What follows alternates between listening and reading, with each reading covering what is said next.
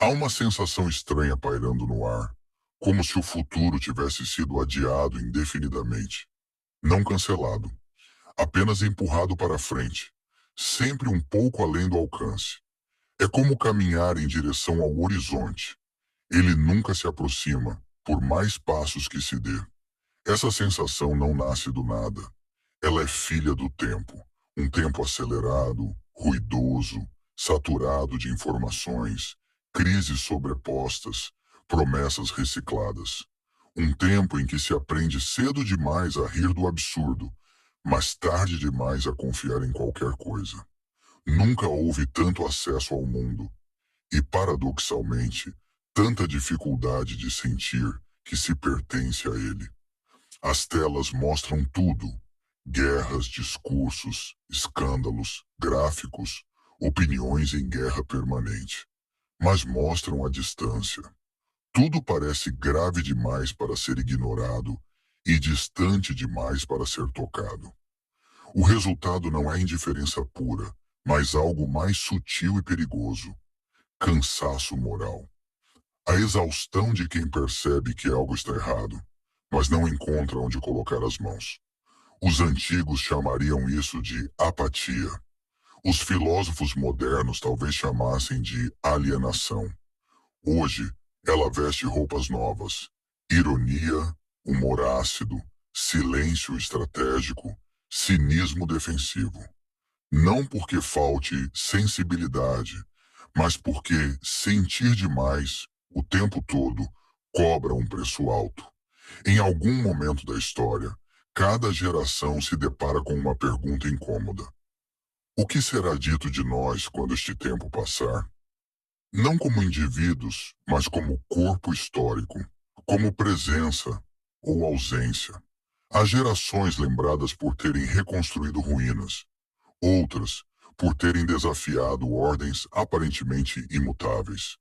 E há aquelas que ficaram conhecidas por terem assistido tudo de longe, convencidas de que nada poderia ser feito, ou de que alguém faria por elas.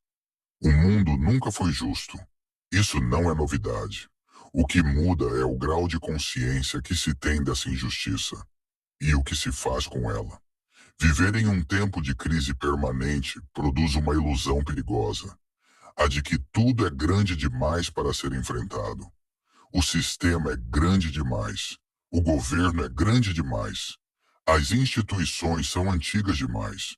O problema é complexo demais. E diante do grande demais, o indivíduo se sente pequeno demais. Mas a história raramente se moveu por grandes gestos isolados. Ela se moveu por acúmulos de incômodos, de recusas silenciosas que deixaram de ser silenciosas, de perguntas que não aceitaram mais respostas prontas. O filósofo alemão Walter Benjamin dizia que todo estado de coisas que se apresenta como normal já é, em si, uma catástrofe naturalizada. Aquilo que se aceita sem questionamento deixa de parecer violento, mesmo quando é. Talvez o maior triunfo de qualquer estrutura injusta seja convencer as pessoas de que questioná-la é inútil, imaturo ou perigoso, que a vida real é apenas sobreviver dentro dela, que esperar é mais sensato do que agir, que adaptar-se é sinônimo de sabedoria. Mas existe uma diferença fundamental entre paciência e resignação, entre prudência e conformismo, entre sabedoria e medo disfarçado.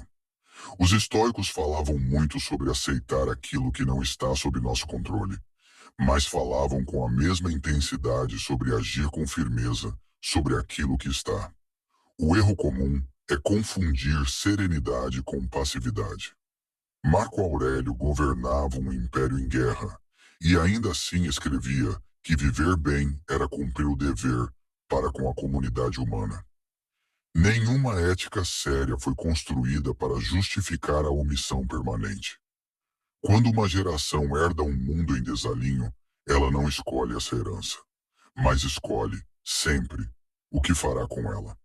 Ignorar isso é abrir mão da própria condição histórica e reduzir a existência a um intervalo entre distrações. O desconforto que muitos sentem hoje não é um defeito, é um sinal. um alarme interno indicando que algo não se encaixa entre os valores que se proclamam e a realidade que se vive. Silenciar esse alarme pode até trazer alívio momentâneo, mas o preço costuma ser alto. A sensação de ter atravessado o tempo sem deixar marcas. Jean-Paul Sartre dizia que somos condenados à liberdade. Mesmo quando escolhemos não escolher, já escolhemos. A neutralidade em contextos de desequilíbrio nunca é neutra. Ela sempre favorece o que já está posto. E aqui surge a pergunta que nenhum tempo histórico consegue evitar por muito tempo.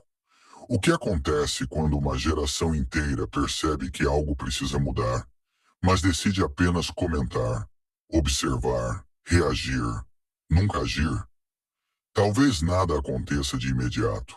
O mundo continua. As instituições seguem. As manchetes se renovam. Mas algo se perde silenciosamente.